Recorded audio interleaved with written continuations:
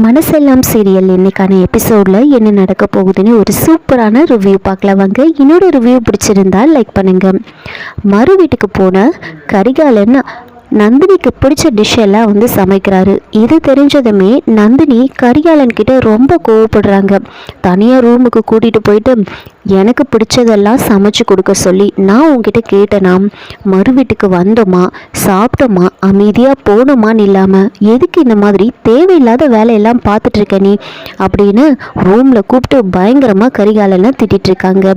அதுக்கப்புறமா நந்தினியோட அம்மா வந்து சாப்பிட்றதுக்காக அவங்க 2 பேரையும் கூப்பிடுறாங்க. கரிகாலன் வந்து ஒரு பயத்தோடவே உட்காந்துட்டு இருப்பாரு. அமைதியாக பொறுமையாக சாப்பிட்டுட்டு இருக்க.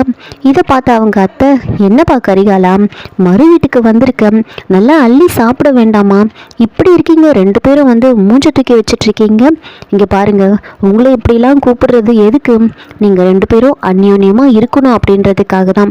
இப்படிலாம் இருந்தால் எப்படி அது, சரி நீ முதல்ல நந்தினிக்கு ஊட்டி விடு, அவள் உன்னையே பார்த்துட்டு இருக்கா பாரு அப்படின்னு சொன்னதுமே நந்தினி வந்துட்டு அப்படியே கரிகாலனுக்கு சிக்னல் கொடுக்குறாங்க. ஊட்டாதா அப்படின்னு கண்ணெல்லாம் அசைக்கிறாங்க.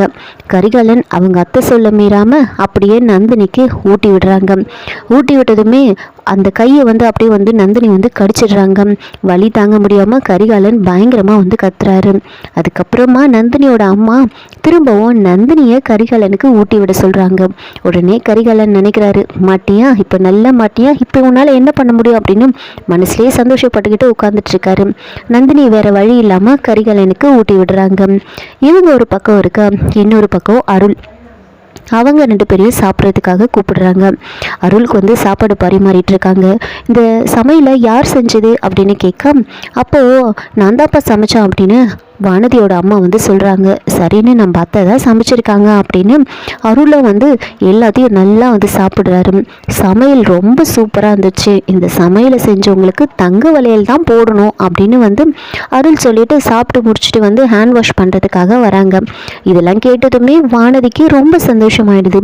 நேராக வந்து அருள் கிட்ட கேட்குறாங்க, மாமா அந்த சமையலை செஞ்சவங்களுக்கு தங்க வளையல் போடுறேன்னு சொன்னீங்களாமே, அது எப்போ மாமா போடுவீங்க அப்படின்னு கேட்டதுமே, என்னது அப்போ அந்த சமையலை யார் செஞ்சது அப்படின்னு கேட்க, அது அவங்க அம்மா தான் செஞ்சாங்க அப்படின்னு தெரிஞ்சதுமே அருள் வந்துட்டு, என்னை ஏமாற்றி சாப்பிட வச்சுட்டு என்னை கிண்டல் வேற பண்ணுறியா நீ அப்படின்னு சொல்லி வானதியை அப்படியே துரத்துக்கிட்டே போகிறாரு அருள்.